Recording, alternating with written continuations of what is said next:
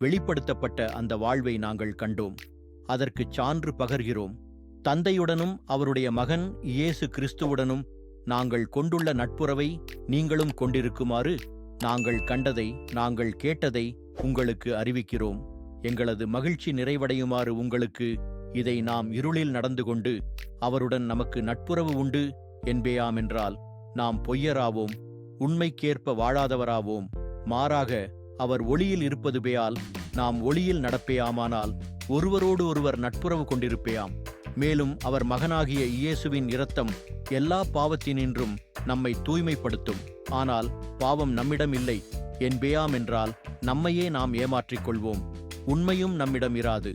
மாறாக நம் பாவங்களை நாம் ஒப்புக்கொள்வோம் என்றால் கடவுள் நம் பாவங்களை மன்னித்து குற்றம் அனைத்திலிருந்தும் நம்மை தூய்மைப்படுத்துவார்.